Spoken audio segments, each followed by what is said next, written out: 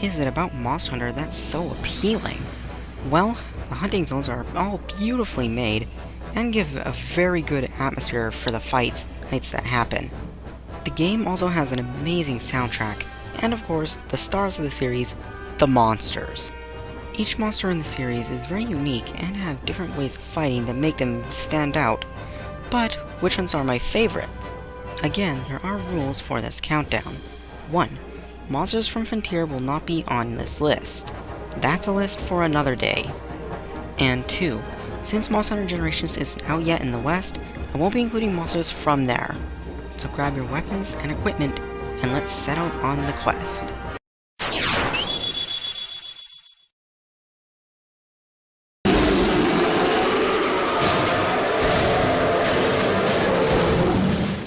Introduced in the second generation is a massive beast of a monster. It lives in magma, its back is covered with spikes, and it has a pair of tusks that it uses to gore its victims. Not to mention a roar that could give even the Dragonborn a run for his money. It is known as the Acantor. Now imagine the Acantor, but the opposite, which gives us the number 10 spot, the Ukonlos.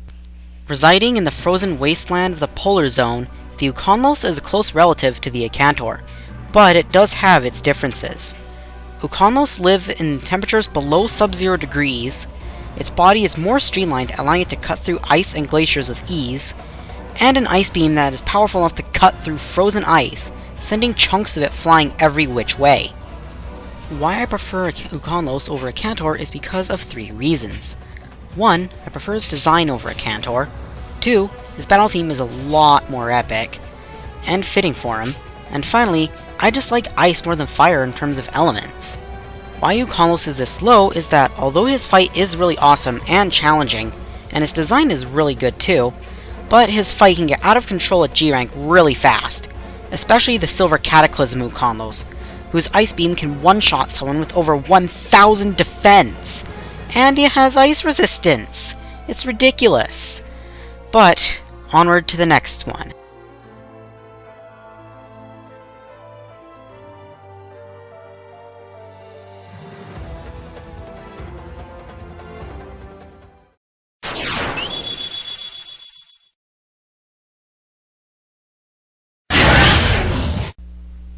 It's the beginning of the game. You go out, do some gathering quests, and some small monster quests. Then you finally get to take on your first large monster, which is typically a raptorial bird wyvern. And the granddaddy of them all? The Velocidrome. Of all the raptorial bird wyverns, the Velocidrome is definitely my favorite. He has a nice dark blue color, a beautiful red crest, and I like the noises that he makes. I feel that the Velocidrome is actually the closest we have actually gotten to an actual raptor. What keeps him this low is that he is very easy. In fact, back in Freemi Night, I was able to kill it before the music even started. But that still doesn't deter me from liking him, making him the perfect pack alpha raptor, and landing the number 9 spot.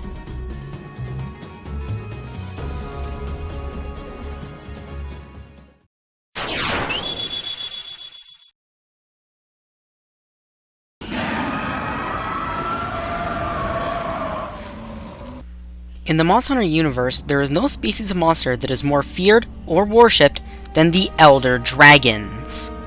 These beasts are masters of their respective elements, and some are ridiculously huge in size, which is one of the reasons why I like Elder Dragons so much. Some are even worshipped as elemental gods, including the sea and the earth. But what if there was a monster that was the god of the skies? That's where the Amatsu Magatsuki comes in. The Amatsu Magatsuki, or just simply Amatsu, is an Elder Dragon from Monster Hunter Portable 3rd. With its ability to control the very wind around it and summon massive storms, it truly asserts itself as the god of the skies. But there's also something graceful about it. Its elegant divine appearance and movements, its beautiful music, and the atmosphere of the mountain peak you fight it on. In fact, when you kill it, the storm disappears, revealing a sunny sky. What doesn't put him any higher is that I haven't fought Amatsu yet, so I don't know how the fight against it is like, but it's probably pretty good. So I am happy to see it return in Monster Hunter Cross.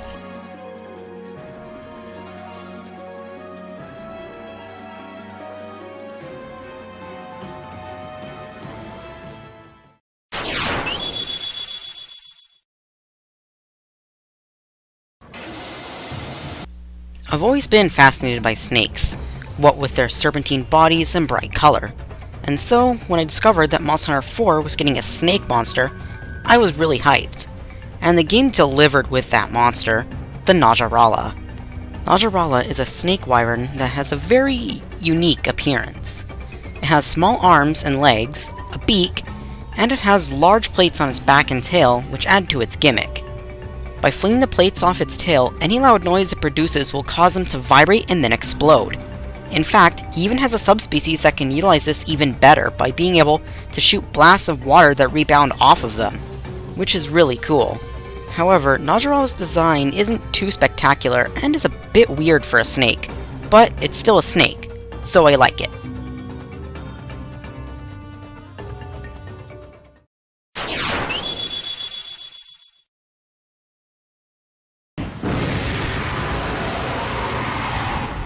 You guys knew he'd be on here at some point. Number 6 is Rathalos.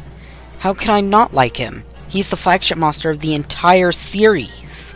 He's a classic monster all the way from the original game, and has appeared in every game since. He is very mobile, able to easily fly circles around the hunter, literally. Although his fire abilities aren't as potent as his female counterpart, he can utilize them in much more different ways. Not to mention his signature move, Around the World in 80 Days. Similar to the Najarala, he's low on this list because of his design. Although it is iconic, it's not that good. Although his subspecies, Azure Rathalos and Silver Rathalos, do look a lot better with the design. Also, his fight, although hard at first, gets a lot easier once you get used to him. But you can always count on him to make an appearance in the next game and continue the title of the series' flagship.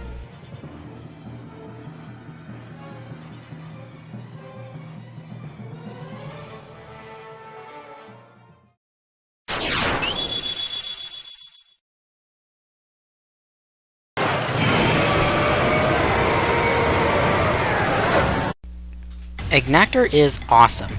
This lava-dwelling leviathan loves taking a magma bath, even so much that said magma clings to its body and cools as a suit of hard obsidian armor. Agnactor also has this very powerful laser that is coupled by that satisfying clacking animation and sound.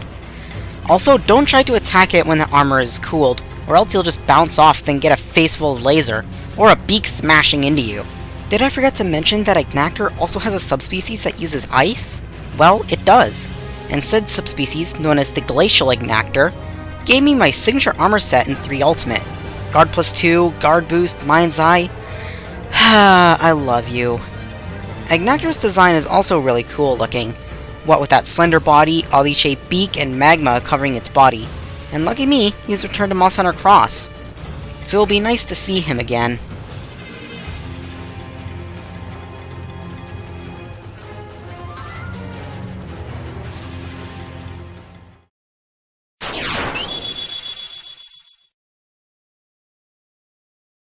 A predator of darkness, it lurks in the shadows of the night, watching prey with red eyes that glow like fire.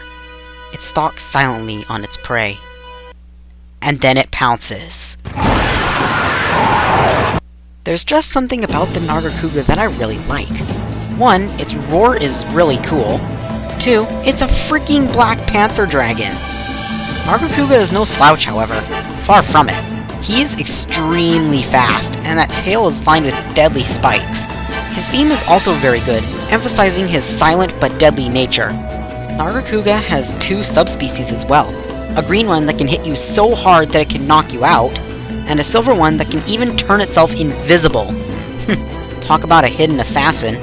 What puts Nargacuga this high is that its movements, fast speed, make it a very intriguing monster to fight. Also, it's a kitty cat! With deadly needles that could puncture a hole in your chest.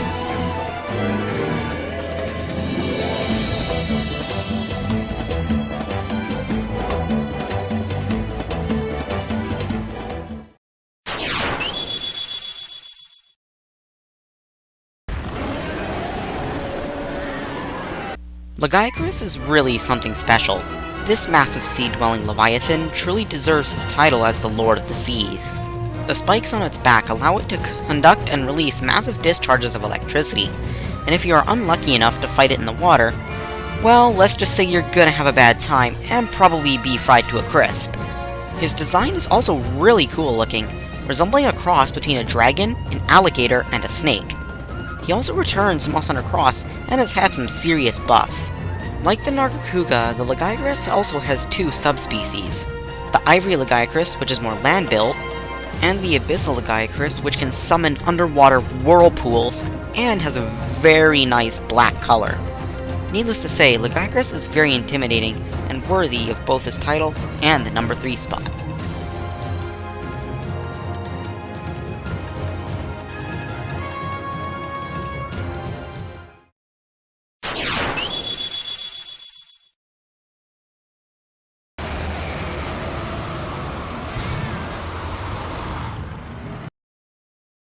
Remember what I said about how I like monsters that are massive in size? Meet the Lao Shen Lung.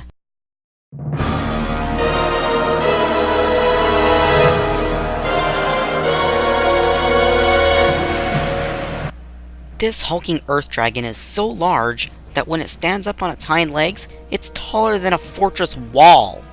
Also, as an interesting fact, the Lao Shen Lung that is fought in the game is actually only a juvenile. Yep, that thing is only a baby, which actually scares me to think about the size of an adult. Lao Shen Lung also has a subspecies that is covered in grey ash, but there isn't much of a difference between them, just higher health, defense, and damage. Really, the only bad thing I can say about Lao is that the fight is kinda boring because it doesn't directly attack you, but there is actually a reason for this. The Lao Shen Lung is escaping from a Fatalis that wants to hunt it down. I would run too if I were a baby Lao Shen Lung. For the longest time, Lao was actually my favorite monster. However, that changed once this next one was introduced.